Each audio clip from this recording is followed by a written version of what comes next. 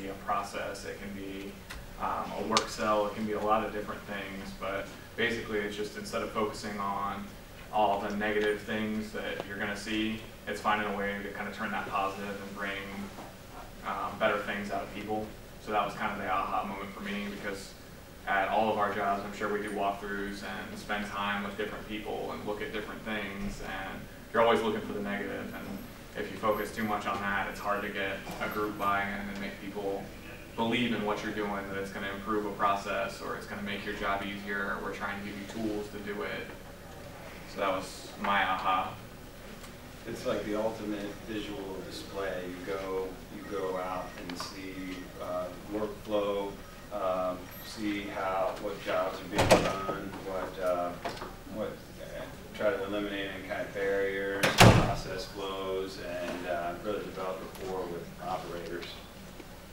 And I see it not as only in the environment that you're in control of or responsible for, but also going to the other side of the fence, either your customers and going in, walking in their world, walking in their shoes, understanding their world. Also on the other side, your vendors, the ones that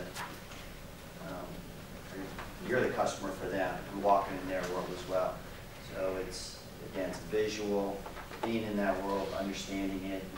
He mentioned something to me that I'm like from healthcare, and he's in manufacturing. So what he was describing between shift changes sounds just like what we deal with called handoffs, and that I've shared a reference called Team Steps with him, which came out of the Department of Defense a few years ago, and it's all about patient safety. However, patient safety equals decreased variation.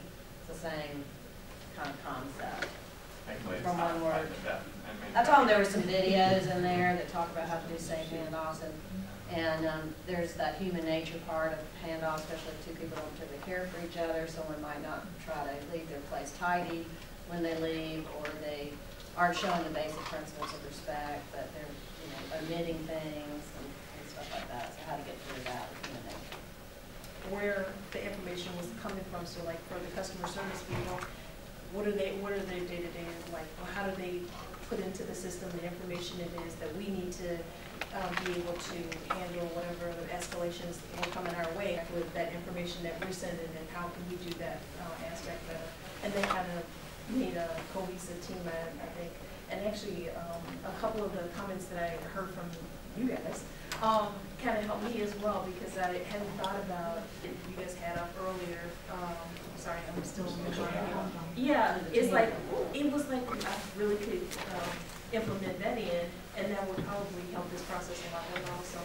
I was kind of thinking through that along those same lines when the judo folks were up here talking. We were talking about the shift changes and the personality conflicts, and how some people are just going to leave things hanging just because they know who they're leaving it for, and how you can take those negatives and kind of turn them in a positive direction without, I guess, engaging yourself in the negativity.